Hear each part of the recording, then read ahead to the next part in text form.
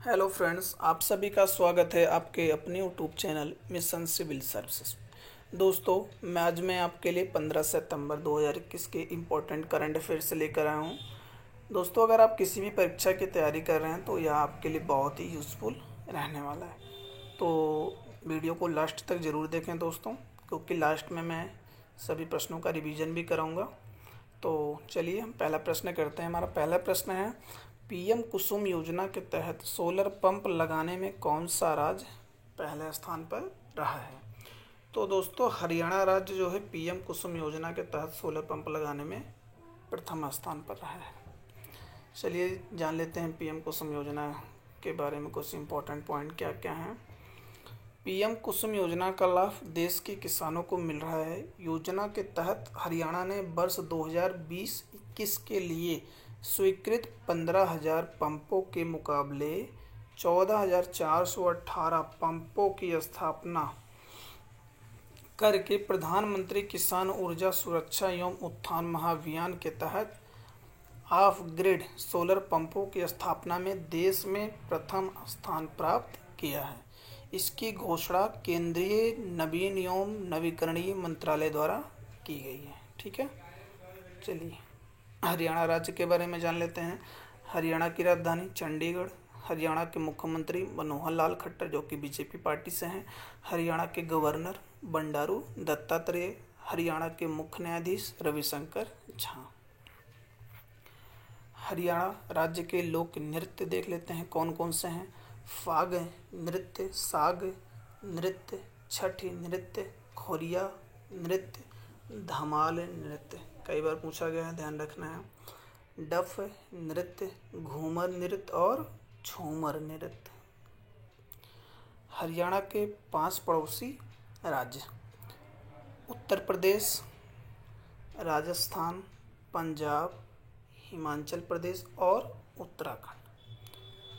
हरियाणा की लोकसभा सीट कितनी है? 10 हैं। राज्यसभा सीट 5 हैं। विधानसभा सीटें 90 हैं। राष्ट्रीय उद्यान देख लेते हैं हरियाणा के। कालेसर राष्ट्रीय उद्यान और सुल्तानपुर राष्ट्रीय उद्यान। हरियाणा में कहाँ महाभारत का युद्ध हुआ था दोस्तों? कुरुक्षेत्र में महाभारत का युद्ध हुआ था। हरियाणा के किस शहर को भारत का मिलेनियम शहर कहा जाता है? तो यह दोस्तों भारत का मिलेनियम शहर जो है गुरुग्राम को कहा जाता है। भारत का मिलेनियम शहर गुरुग्राम को कहा जाता है। ठीक है, चलिए हम आगे बढ़ते हैं दूसरे प्रश्न की तरफ। हमारा दूसरा प्रश्न है, आम आदमी पार्टी आपके फिर से राष्ट्रीय संयोजक कौन नियुक्त हुए हैं? तो इसका सही आंसर क्या है दोस्तों? अरविंद केजरीवाल। अरविंद केजरीवाल को आम आदमी पार्टी का फिर से राष्ट्रीय संयोजक चुना गया है। चलिए आम आदमी पार्टी के बारे में कुछ इम्पोर्टेंट पॉइंट भी देख लेते हैं। आम आदमी पार्टी की स्थापना 26 नवंबर 2012 को हुई थी। इसका मुख्यालय नई दिल्ली में है। अध्यक्ष कौन है? अरविंद केजरीवाल। आइए जान लेते हैं दिल्ली मंत्रिमंडल के बारे में। मनीष सिसोदिया उप मुख्यमंत्री, शिक्षा मंत्री, वित्त एवं योजना, सतर्कता, सेवा, कला एवं संस्कृति, पर्यटन, भूमि एवं भवन मंत्रालय। सत्येंद्र जैन जल विभाग, ऊर्जा, स्वास्थ्य, लोक निर्माण विभाग, उद्योग, गृह, शहरी विकास, सिंचाई एवं बाढ़ नियंत्रण मंत्रालय। गोपाल राय पर्यावरण व वन, श्रम एवं रोजगार विकास, सामान्य प्रशासन मंत्रालय। कैलाश गहलोत परिवहन, कानून, प्रशासनिक सुधार, सूचना प्रौद्योगिकी एवं राजस्व मंत्रालय। राजेंद्र पाल गौतम गुरुद्वारा, चुनाव, समाज कल्याण, सहकारिता, SC/ST, महिला व बाल विकास मंत्रालय। इमरान हुसैन खाद्य आपूर्ति एवं चुनाव मंत्रालय। चलिए तीसरे प्रश्न की तरफ बढ़ते हैं। हमारा तीसरा प्रश्न है, हिंदी दिवस 2021 कब मनाया गया? इसका सही आंसर क्या है दोस्तों? 14 सितंबर को जो है हमारा हिंदी दिवस मनाया जाता है। आइए जान लेते हैं हिंदी दिवस के बारे में इम्पोर्टेंट पॉइंट, कब क्यों मनाया जाता है। 14 सितंबर 1949 को 14 सितंबर 1949 को संविधान सभा ने एक मत से निर्णय लिया था कि हिंदी भारत की राजभाषा होगी। कब लिया था? 14 सितंबर 1949 को। प्रधानमंत्री जवाहरलाल नेहरू ने इस दिन के महत्व को देखते हुए हर साल 14 सितंबर को हिंदी दिवस मनाए जाने का ऐलान किया।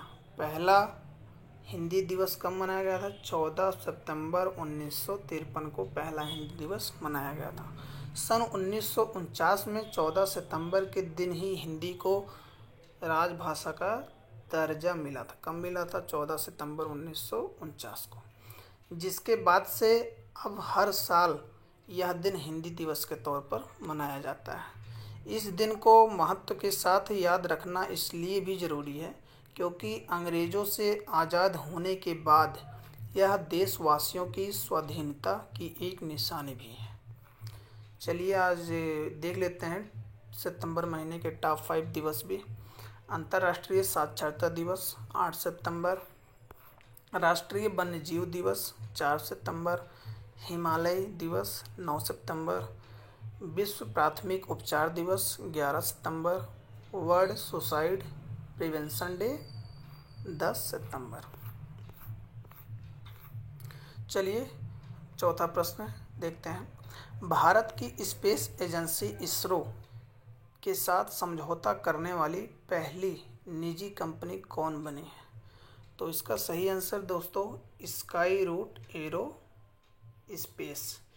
स्काई रूट एरोस्पेस जो है इसरो के साथ समझौता करने वाली पहली निजी कंपनी बन गई है।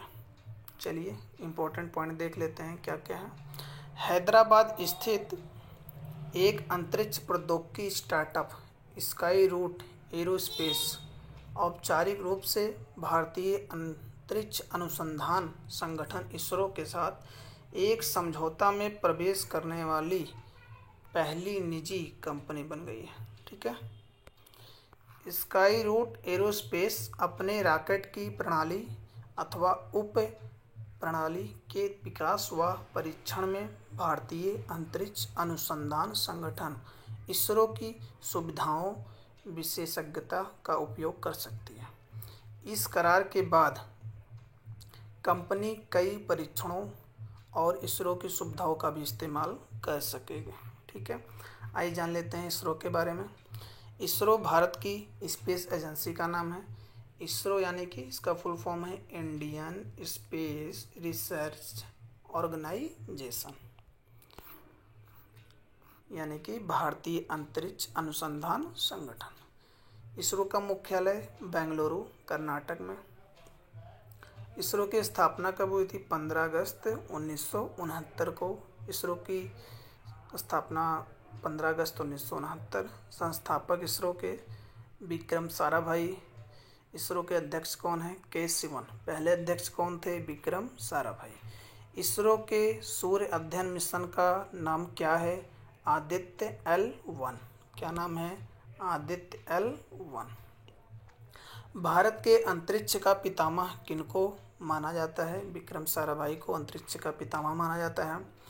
भारत ने 104 उपग्रहों अपने सबसे अधिकतम उपग्रह का रिकॉर्ड को किस रॉकेट से भेजा था दोस्तों?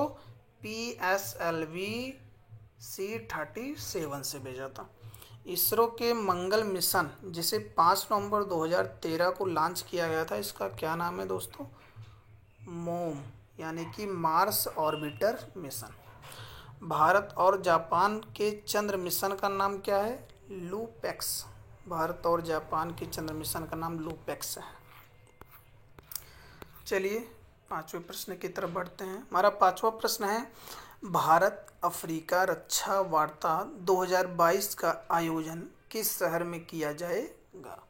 तो यह दोस्तों गुजरात के गांधीनगर में। इसका सही आंसर है गुजरात के गांधीनगर में इसका आयोजन किया जाएगा। चलिए कुछ इम्पोर्टेंट पॉइंट देख लेते हैं। भारत रक्षा प्रदर्शनी 2022 के साथ साथ आयोजित होने वाली अगली भारत अफ्रीका रक्षा वार्ता में अफ्रीकी देशों के लिए रक्षा मंत्रियों की मेजबानी करेगा। मार्च 2022 में गुजरात के गांधीनगर में इस वार्ता का आयोजन होगा। कब होगा? मार्च 2022 में। रक्षा मंत्री राजनाथ सिंह भारत अफ्रीका रक्षा मंत्री की मेजबानी करेंगे। राजनाथ सिंह मेजबानी करेंगे। भारत अफ्रीका रक्षा वार्ता के संस्थापक से अफ्रीकी देशों और भारत के बीच मौजूद साझेदारी के निर्माण में मदद मिलेगी और क्षमता निर्माण, प्रशिक्षण, साइबर सुरक्षा, समुद्री सुरक्षा और आतंकवाद का मुकाबला करने जैसे क्षेत्रों सहित आपसी जुड़ाव के लिए अभिसरण के नए क्षेत्रों का पता लगाने में भी मदद मिलेगा। ठीक है, चलिए देख लेते हैं टॉप 5 सम्मेलन सितंबर महीने के। नहीं सॉरी, वो सितंबर महीने के नहीं, टॉप 5 सम्मेलन है। 2021 में G7 विदेश मंत्रियों की बैठक की मेजबानी ब्रिटेन ने किया। G20 के पर्यटन मंत्रियों की बैठक की अध्यक्षता इटली। पहली ब्रिक्स रोजगार कार्य समूह 2021 बैठक की अध्यक्षता भारत। 74वीं विश्व स्वास्थ्य सभा 2021 की अध्यक्षता डॉक्टर हर्षवर्धन ने किया। GST परिषद की 43वीं बैठक की अध्यक्षता निर्मला सीतारमण। चलिए आगे बढ़ते हैं छठे प्रश्न की तरफ। हमारा छठा प्रश्न है, पाकिस्तान क्रिकेट बोर्ड PCB के नए अध्यक्ष कौन बने हैं? तो इसका सही आंसर क्या है दोस्तों? रमीज राजा। रमीज राजा जो है पाकिस्तान क्रिकेट बोर्ड PCB के नए अध्यक्ष नियुक्त किए गए हैं। इम्पोर्टेंट पॉइंट देख लेते हैं। पाकिस्तान में क्रिकेट खेल को Pakistan cricket board PCB regulate करता है। पाकिस्तान क्रिकेट बोर्ड PCB का मुख्यालय कहाँ पे है? लाहौर, पाकिस्तान में। जान लेते हैं पाकिस्तान के बारे में। पाकिस्तान एशिया महाद्वीप में स्थित है। पाकिस्तान की राजधानी इस्लामाबाद। पाकिस्तान की करेंसी पाकिस्तानी रुपया। पाकिस्तान की स्थापना कब हुई थी? 14 अगस्त 1947 को। पाकिस्तान के प्रधानमंत्री इमरान खान।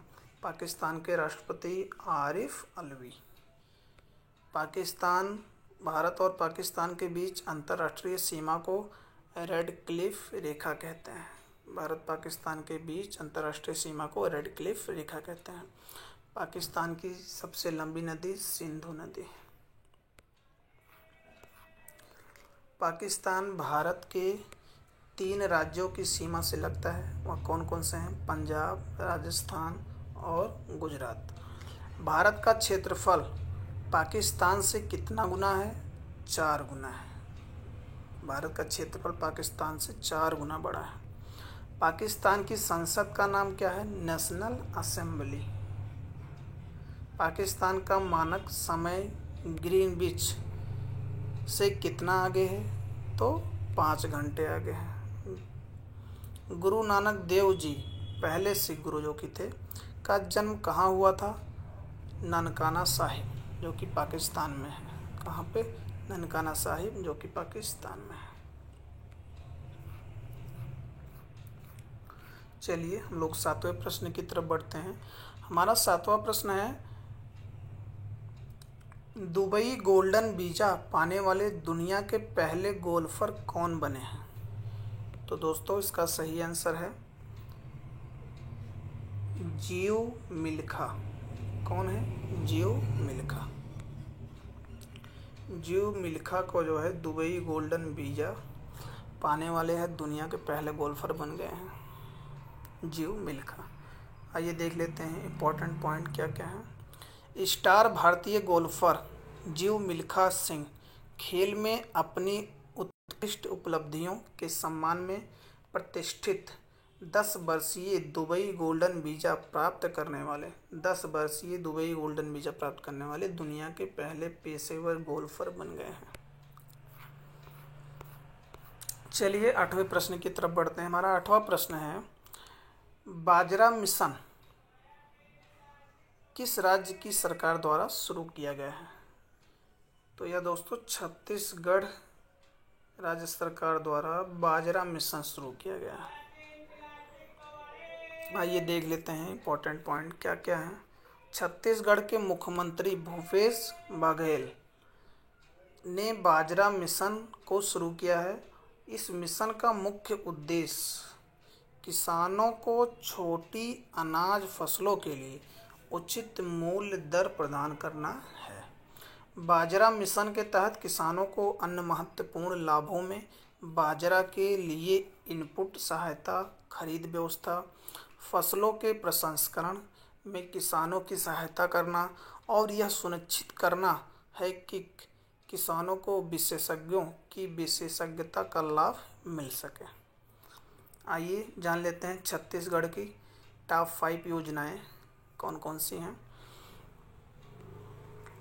महतारी दुलार योजना किस राज्य की योजना है? छत्तीसगढ़ की। कौशल्या मातृत्व योजना छत्तीसगढ़। हाफ बिजली बिल योजना छत्तीसगढ़। गोधन न्याय योजना छत्तीसगढ़। मुख्यमंत्री मितान योजना छत्तीसगढ़। चलिए बढ़ते हैं 9वें प्रश्न की तरफ। हमारा 9वां प्रश्न क्या है? गांधी स्मृति और दर्शन समिति के नए उपाध्यक्ष कौन बने हैं? तो इसका सही आंसर क्या है दोस्तों? विजय गोयल। विजय गोयल को जो है गांधी स्मृति और दर्शन समिति का नया अध्यक्ष बनाया गया है। आइए कुछ इंपॉर्टेंट पॉइंट भी देख लेते हैं। पूर्व केंद्रीय मंत्री विजय गोयल को गांधी स्मृति और दर्शन समिति का उपाध्यक्ष नियुक्त किया गया है। चलिए फटाफट 10वें प्रश्न की तरफ बढ़ते हैं। हमारा 10वां प्रश्न है 12 सितंबर 2021 को सारागढ़ी की लड़ाई की कौन सी वर्षगांठ मनाई गई है? 12 सितंबर 2021 को सारागढ़ी की लड़ाई की कौन सी वर्षगांठ मनाई गई है दोस्तों? 124वीं वर्षगांठ मनाई गई है। आइए कुछ इंपॉर्टेंट पॉइंट देख लेते हैं। इतिहास में 12 सितंबर की तारीख के आगे उन 21 सिखों के नाम लिखे हैं जिन्होंने सारागढ़ी की लड़ाई में 10,000 अफगान सेना के आगे झुकने से इनकार कर दिया था। 12 सितंबर 2021 को इस लड़ाई और उन सिखों की वीर गाथा की 124वीं सालगिरह मनाई गई।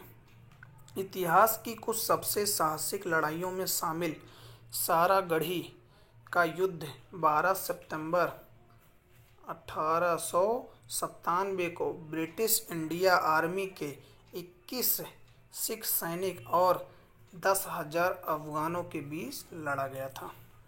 यह लड़ाई पाकिस्तान के खैबर पख्तूनख्वा प्रांत के समाना गांव में लड़ी गई थी जो तब भारत का हिस्सा था। चलिए दोस्तों अब फटाफट हम रिवीजन कर लेते हैं 10 प्रश्नों का। पहला क्वेश्चन था हमारा पीएम कुसुम योजना के तहत सोलर पंप लगाने में कौन सा राज्य पहले स्थान पर रहा था दोस्तों? हरियाणा। दूसरा प्रश्न है आम आदमी पार्टी के फिर से राष्ट्रीय संयोजक कौन नियुक्त हुए हैं? अरविंद केजरीवाल। तीसरा प्रश्न है हिंदी दिवस 2021 कब मनाया गया? 14 सितंबर। भारत की स्पेस एजेंसी इसरो के साथ समझौता करने वाली पहली निजी कंपनी कौन बनी है? Sky root aerospace. Bharat Africa रक्षा वार्ता 2022 का आयोजन किस शहर में किया जाएगा? तो यह गुजरात के गांधीनगर में किया जाएगा। चलिए छठा प्रश्न देख लेते हैं। पाकिस्तान क्रिकेट बोर्ड पीसीबी के नए अध्यक्ष कौन बने हैं? रवि राजा बने हैं। गोल्डन और दुबई गोल्डन वीज़ा पाने वाले दुनिया के पहले गोल्फर कौन बने हैं? जियो मिल्खा जो है। बाजरा मिशन किस राज्य सरकार द्वारा शुरू किया गया है? यह किसानों के लिए शुरू किया है छत्तीसगढ़ राज्य सरकार द्वारा दोस्तों। गांधी स्मृति और दर्शन समिति के उपाध्यक्ष कौन बने हैं? पूर्व केंद्रीय मंत्री विजय गोयल को बनाया गया है। 12 सितंबर 2021 को सारागढ़ी की लड़ाई की कौन सी वर्षगांठ मनाई गई दोस्तों? 124वीं वर्षगांठ मनाई गई है। तो दोस्तों आप लोग कमेंट करके ज़रूर बताएं आपको कैसा लगा, जिससे मैं और भी सुधार कर सकूं। और दूसरी बात, अगर आपने अभी तक भी हमारे चैनल को सब्सक्राइब नहीं किया है तो आप चैनल को सब्सक्राइब करें और बेल आइकन भी दबाएं, जिससे मैं कोई भी वीडियो अपलोड करूं तो सबसे पहले आप तक नोटिफिकेशंस पहुंचे। ठीक है दोस्तों, अब करंट अफेयर्स की क्लास कंटिन्यू होगी और आप लोग कमेंट करके ज़रूर बताएं। ठीक है।